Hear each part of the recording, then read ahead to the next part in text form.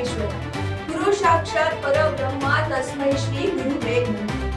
આ શ્લોક આપણે બાળપણમાં બોલતા અને સાંભળતા આવ્યા છે અને આપણા સંસ્કારમાં છે કે ગુરુ એ જ સાક્ષાત ઈશ્વરનું રૂપ છે। પરંતુ જ્યારે એ જ શિક્ષક પર ગંભીર આક્ષેપો લાગે ત્યારે માત્ર એક વ્યક્તિ નહીં પરંતુ સમગ્ર શિક્ષક સમાજની છબી પર પ્રશ્નો ઊભા થાય છે। દુર્ભાગ્યની વાત તો એ છે કે ગુજરાતમાં આ પ્રકારના બનાવ પહેલી વખત નથી સામે આવી ગયા અને પહેલા પણ ગોંડલમાંથી આવો જ બનાવ સામે આવ્યો હતો અને હવે ફરી એકવાર ભાવનગરમાંથી પણ સામે આવી રહ્યો છે, જેમાં શિક્ષકે સગીરા સાથે દુષ્કર્મ આચરીને આપણા સંસ્કાર અને ગુરુ પરંપરાને કલંકિત કરી છે। આખી ઘટના શું છે તેના વિશે વિગતે ચર્ચા કરીશું। નમસ્કાર, આપ જોઈ રહ્યા છો ચક્રવાત ન્યૂઝ, આપની સાથે વંશિકા।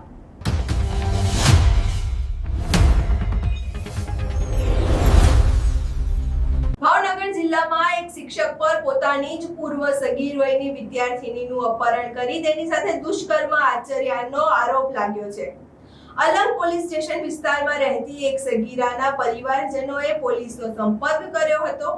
ફરિયાદ અનુસાર સિહોરામાં રહેતા એક શિક્ષક તરીકે ફરજ બજાવતા કરણ પરમાર નામના વ્યક્તિએ સગીર વયની વિદ્યાર્થીનીનું અપહરણ કર્યું હતું અને તેની સાથે દુષ્કર્મ આચર્યું હોવાના ગંભીર આક્ષેપો લગાવવામાં આવ્યા હતા। આ ફરિયાદ મળતા જ અલંગ પોલીસ સ્ટેશન હરકતમાં આવ્યું હતું। પોલીસ સ્ટેશનમાં ગુનો નોંધાવવામાં આવ્યો હતો અને સમગ્ર મામલાની તપાસ પોલીસ ઇન્સ્પેક્ટર પીએમ દેસાઈએ પોતાના માર્ગદર્શન હેઠળ શરૂ કરી હતી। ઘટનાની ગંભીરતાને ધ્યાનમાં રાખીને તરત જ અલગ અલગ પોલીસ ટીમો બનાવવામાં આવી હતી। પોલીસે ટેકનિકલ સર્વેલન્સ, બાતમીદારો અને અન્ય સ્ત્રોતોની મદદથી આરોપીની શોધખોળ શરૂ કરી હતી। અને સૌથી મહત્વની વાત તો એ છે કે ગુનો નોંધાયાના બાદ ગણતરીના કલાકોમાં જ પોલીસ આરોપી સુધી પહોંચી ગઈ હતી। અલંગ પોલીસની ટીમે શિહોરના રહેવાસી કરણ પરમારની ધરપકડ કરી તેને કાયદાના હવાલે કર્યો હતો। આ સમગ્ર કામગીરીમાં police inspector PM Desai, ASI AS Mesariya, head constable DJ Vakani તથા અન્ય પોલીસ કર્મચારીઓએ મહત્વની ભૂમિકા ભજવી હતી। અહીં એક સવાલ જરૂર ઊભો થાય છે, જ્યારે માતા-પિતા પોતાના બાળકોને વિશ્વાસ સાથે શિક્ષકોના હાથમાં સોંપે છે, જ્યારે શિક્ષક અને સમાજમાં સૌથી વધુ સન્માન મળે છે, ત્યારે આવા બનાવો માત્ર એક પરિવારને નહીં પરંતુ સમગ્ર શિક્ષક વ્યવસ્થાને ઝંઝોળી નાખે છે। ભાવનગર રેન્જના પોલીસ મહાનિરીક્ષક શ્રી રાજેન્દ્ર અસારી સાહેબ, ભાવનગર જિલ્લાના પોલીસ અધિક્ષક શ્રી નીતેશ પાંડે સર તથા અમોએ અમારા તળાજા ડિવિઝનમાં તથા આખા સમગ્ર રેન્જમાં સૂચના આપેલી હોય સાહેબે કે ભાઈ ગુના બનતા અટકાવવા તથા બનેલ ગુનામાં કાયદેસર કાર્યવાહી કરવી। જે સંદર્ભે ગઈકાલે તારીખ 16/6/26ના રોજ અલંગ પોલીસ સ્ટેશનમાં એક ફરિયાદ મળેલ, જે ફરિયાદમાં સગીર વયની દીકરીને એક શિક્ષક છે જે ભગાડી ગયેલ અને તેમની સાથે દુષ્કર્મનું કૃત્ય કરેલ, જે બાબતનો ગુનો નોંધી જે ગુનાની તપાસ અલંગ પોલીસ સ્ટેશનના પીઆઈ પીએમ દેસાઈને સોંપેલ।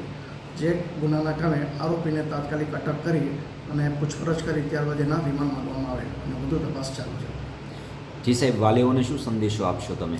હું વાલીઓને સંદેશો આપીશ કે જે વાલીઓ પોતાના બાળકોને, નાના બાળકોને, તો દીકરીઓને જે મોબાઈલ આપે છે, સોશિયલ મીડિયામાં કોની સાથે સંપર્કમાં છે તેના પર ધ્યાન આપે અને કોઈના પણ ઝાંસામાં આવી ન જાય અને આવો દુષ્કૃત્યનો ભોગ ન બનવું પડે, જેથી તેનું ભવિષ્ય કે જિંદગી બગડે નહીં।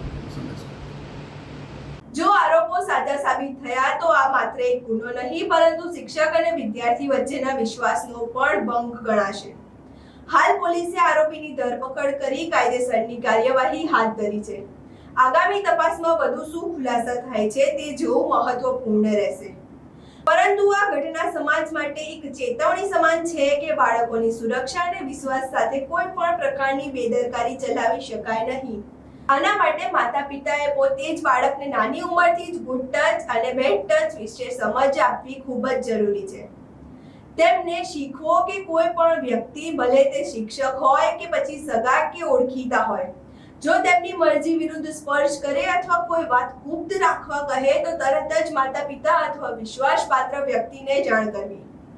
બાળકોને હંમેશા નિર્ભય બનીને પોતાની વાત કહેવા પ્રોત્સાહિત કરો અને દરરોજ શાળામાં શું થયું તેની ખુલ્લી ચર્ચા કરો। સાથે જ બાળકોને એ સમજાવો કે તેમની સુરક્ષા સૌથી મહત્વની છે અને કોઈ પણ અયોગ્ય વર્તન સહન કરવું કે છુપાવવું નહીં। જાગૃત માતા પિતા અને સજાગ બાળકો જ આવી દુઃખદ ઘટનાઓની અટકાવી શકે છે. આ સમગ્ર મામલે તમારી શું પ્રતિક્રિયા છે? શું શિક્ષણ ક્ષેત્રમાં આવા બનાવો અટકાવવા વધુ કડક પગલાં લેવા જોઈએ કે પછી આ જે થયું તેના પર કડક કાર્યવાહી થઈ ગુનેગારોને સજા આપવી જોઈએ? તમારા મંતવ્યો અમને કમેન્ટ બોક્સમાં જરૂરથી જણાવજો. મારો વિડીયો પસંદ આવ્યો હોય તો વિડીયોને લાઈક કરો, શેર કરો અને અમારી ચેનલને સબસ્ક્રાઇબ કરવાનું ભૂલશો નહીં. નમસ્કાર.